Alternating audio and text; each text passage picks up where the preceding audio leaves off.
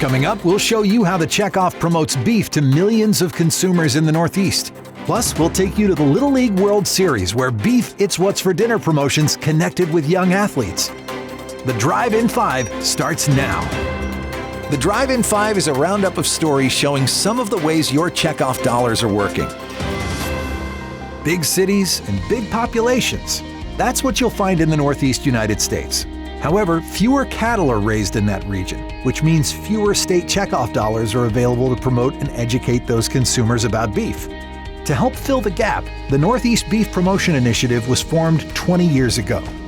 We work in the 12-state region, Maine to Virginia, so we're home to 74 million consumers, which is about a quarter of the nation's population. So tremendous opportunity.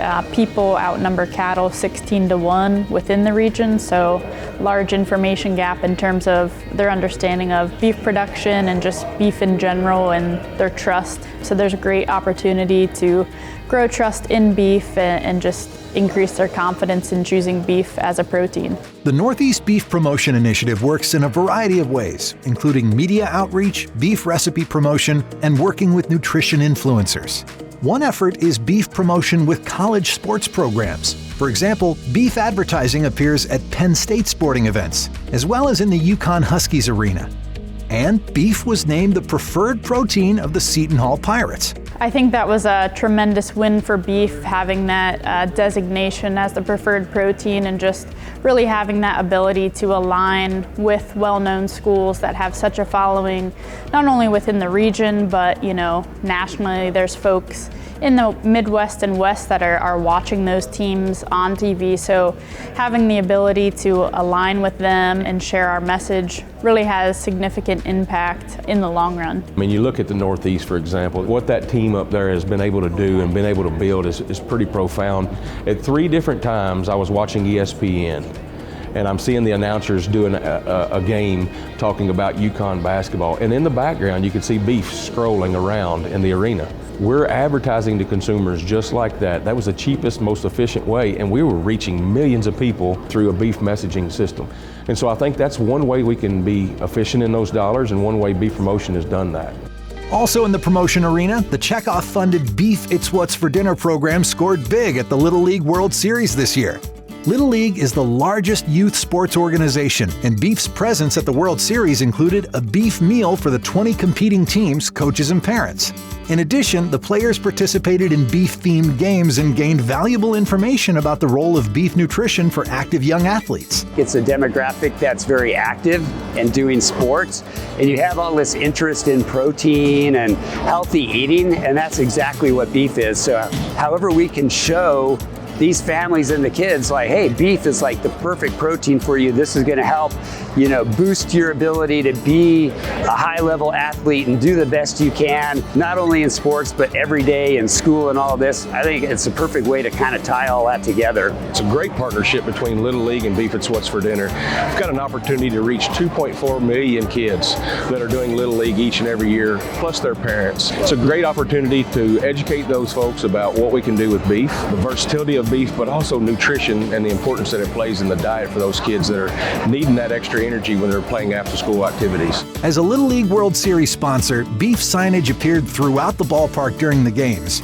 And with both in-person promotion and television coverage, beef's message was seen by consumers more than 2.1 million times during the event.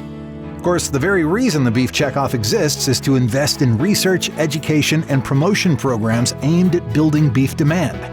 So what kind of return is that investment delivering?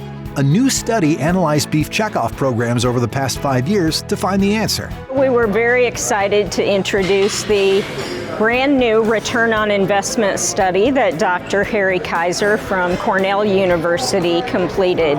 And that showed a return on investment of $13.41 for every producer and importer dollar that is paid into the Beef Checkoff. You look at the numbers in here, it's pretty incredible how well we're getting along. You get a $13.41 return on investment for every dollar invested. And it's been very clear. I mean, we look at these markets every day for years and years. I've been watching them for 40 plus years. You can see the value of demand.